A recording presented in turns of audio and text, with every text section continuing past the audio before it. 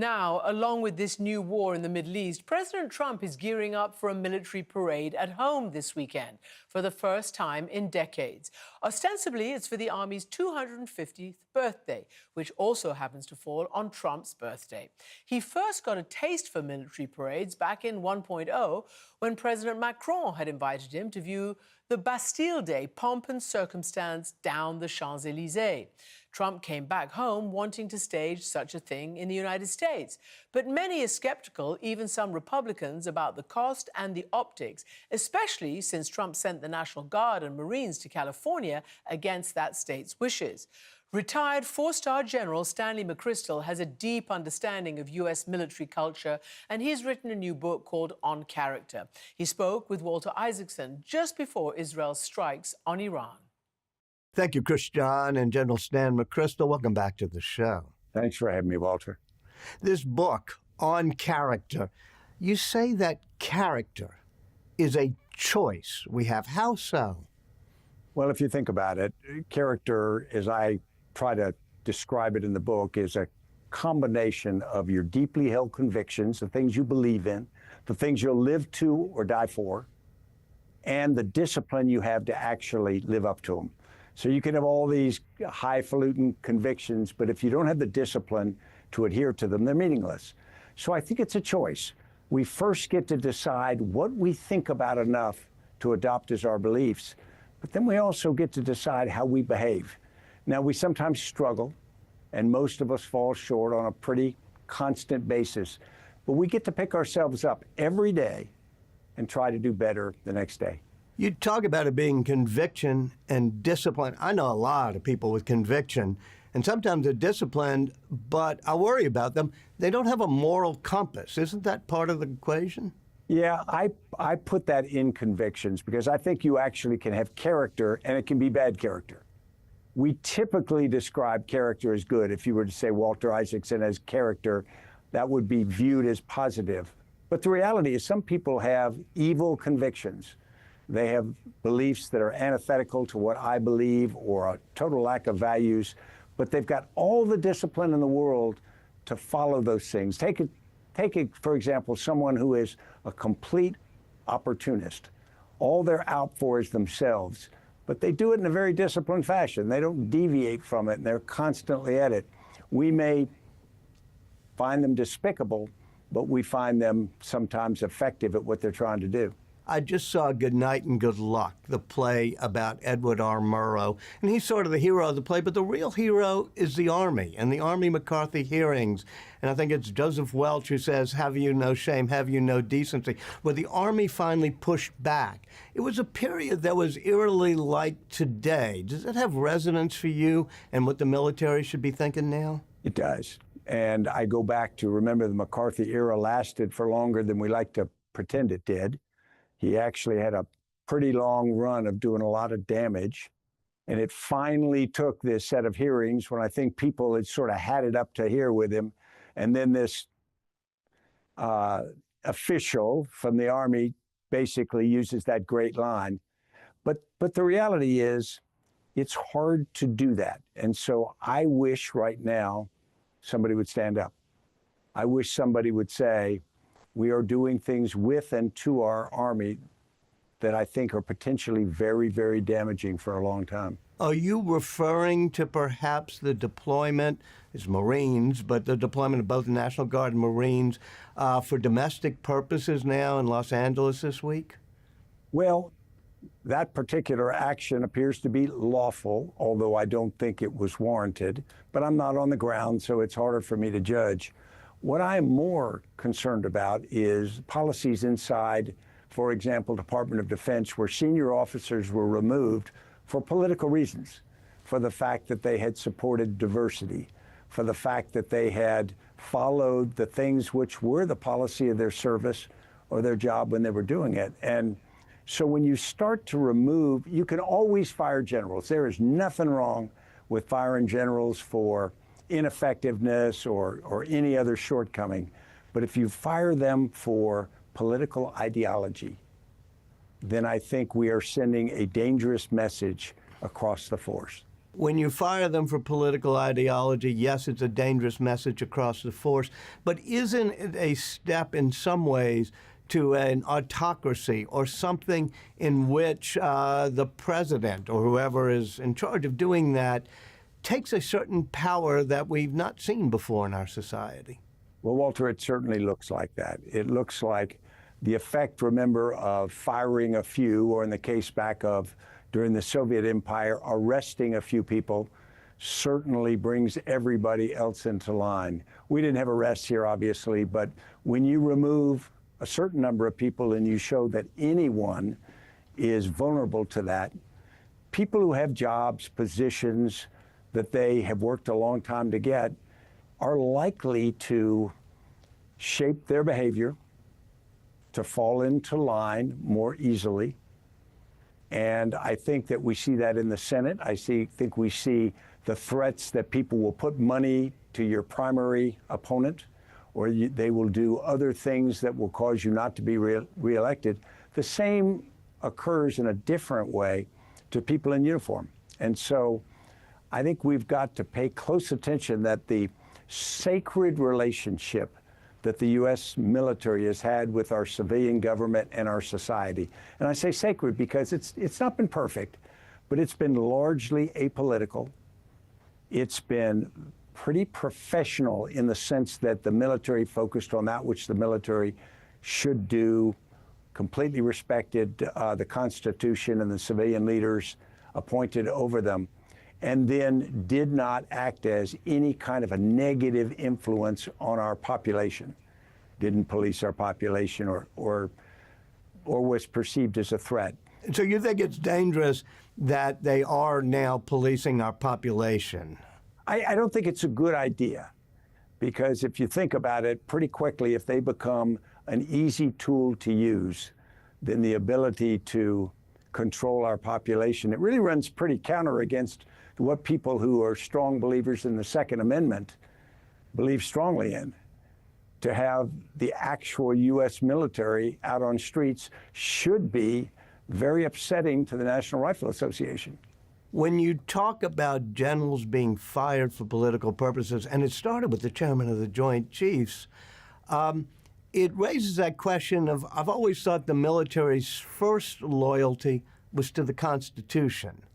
But it makes it so now they have to be loyal to the political leader in power, in this case, President Trump. Yeah. And let me make sure I nuance this correctly. Leaders should be loyal to their bosses. They should follow lawful orders. They should not do things that are disloyal behind their backs.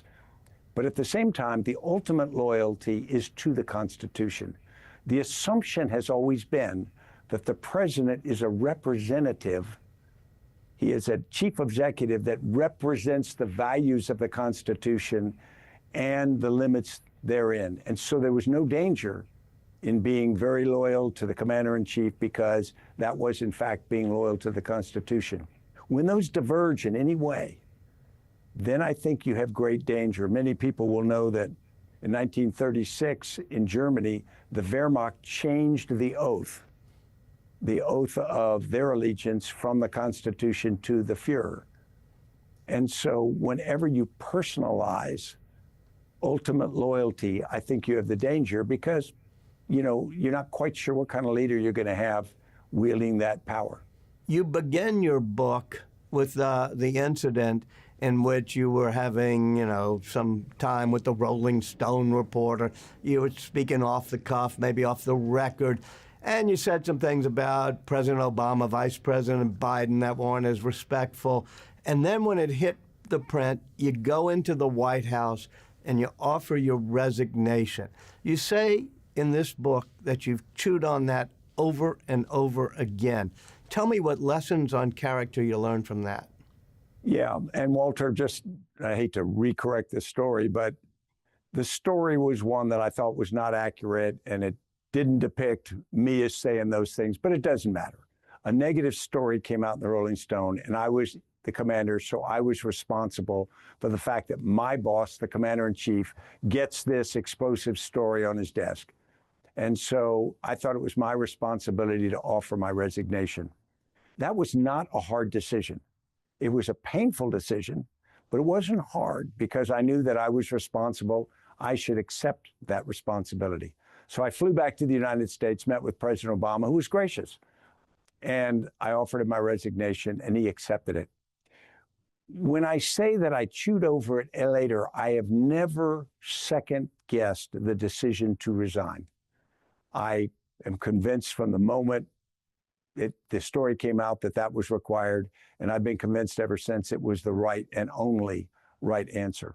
Now, what I have thought about is sort of what if? What if the story had never come out? What if life had been different? What if we had not had that reporter around it all? And then, what if I had responded differently to the experience? Because in reality, the most important moment of my life, in retrospect, is the moment after the president accepted my resignation, and my wife, Annie, who you know, said, we're going to face forward. You know, I said I had resigned and he'd accepted it, and she says, good. We've always been happy. We'll always be happy. And she was signaling that we weren't going to go back and relitigate the past. I wasn't going to be a bitter general who gets invited out to lunch just so people can hear his story, because nobody cares. Instead, what I decided to do was try to live my life going forward in a manner that those people who had never met me but had heard about the story would say, wow, that doesn't seem like what I heard about in that story. Or people who had known me and had committed themselves, in many cases, to serve with me, decided they weren't wrong, that the person they'd always believed in was the real person. And I had to prove that every day, and I'm still doing that. I'm 70 years old, it's 15 years on, and there are days when it's hard, but it's never been the wrong decision for me. There's a part of the book that really struck me as being very honest, and it's about faith. You have a chapter on faith, and you do it throughout the book. And let me read you some of it, which is, for most of my life, I've believed in God. I am now less sure than I once was, but the habit of accepting the concept I was taught as a child is strong enough that I reflexively accept the idea of a deity. When it comes to character, is it good to have doubts and to question things, or is it important to have just faith? I think it's very important to have doubts. Faith scares me a bit, because one definition of faith says to believe in something you can't prove. And the problem is there are a whole bunch of things out there that I shouldn't believe in, that I could, that I can't prove because they're not true. And so I think faith, it's comforting in some ways, and that's why I almost envy people who have this complete faith. But I actually think it's more important to question everything. It's more important to search ourselves, to search our values, to search what we hear, to doubt the things that are put in front of us, because only when we pressure test them do I think we really come out with the closest to an accurate appraisal of whether it's right for us. The name Donald Trump doesn't appear in this book as far as I can remember reading it, and yet every question of character goes to the heart of what people either feel good or bad about him. You endorsed his opponent. Was that partly on character grounds? It was entirely on character grounds. In fact, I didn't agree with many of the Democratic Party's positions. I didn't agree with all the Republican Party positions. I'm really very much in the center. But when I looked at the character of the two candidates, I had enough data, because one had been vice president, one had been president already. I made the judgment that the character of the vice president was better. And I think that you really don't know what a president's going to have to face. There are a lot of unexpected things that arise. So I don't want to elect somebody based upon their position on taxes or tariffs or this, because a lot of that will change. And what I really need the president to be is a moral leader for the country. And I assess that Vice President Harris would do that better than her opponent. Was there any particular thing about the current president in terms of the honesty or the commitment that particularly struck you? You know, I think we have a big body of knowledge about the president. And I don't think he is the cause of our problems. If you get up in the morning and you resent the president for the way things are, I think that's misplaced. He is a symptom. He is a symptom of an erosion of character in our country. We, as people, allowed that character to erode for lots of reasons.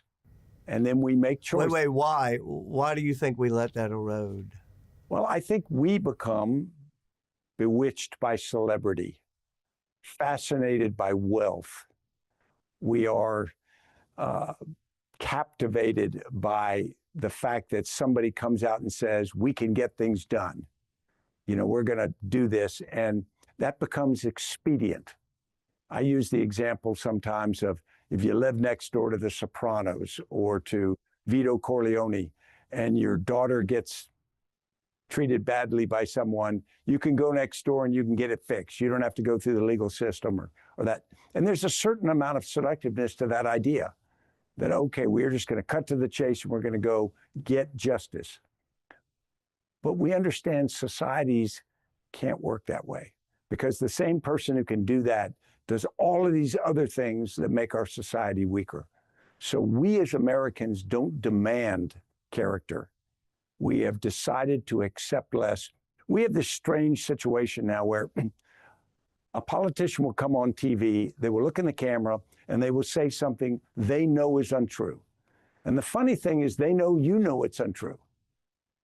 But we have this agreement where because they're politicians, we say, well, they have to lie because that's their position. And we have to, no, we don't have to accept it. We don't at all have to accept it. We could say no. And yet we have allowed ourselves to accept that's the way things are. And I think that is a great danger to us. Tomorrow, Saturday, is the 250th anniversary of your beloved institution, the U.S. Army. General Washington helped create it back then 250 years ago. It's being celebrated or feted in Washington by a parade that I think it has, M1 tanks and Bradley fighting vehicles, 7,000 soldiers marching. And in some ways it reminds me of, I actually saw some of those military parades in Moscow when I was a young correspondent. Do you think that's an appropriate way to be celebrating? I think there's a better way.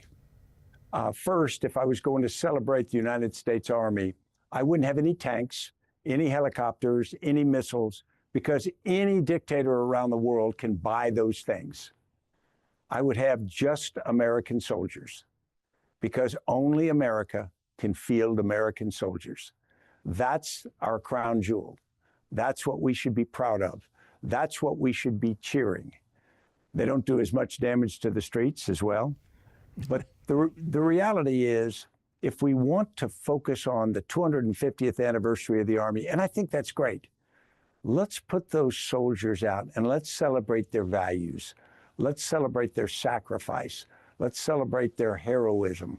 Let's focus on that. And if we do that, then I think it could be a tremendous reinforcement for the fact that that force is a mirror of our society. We should be proud of it, and they should be comforted by the fact that we believe in them. General Stan McChrystal, thank you so much for joining us. Thank you, Walter.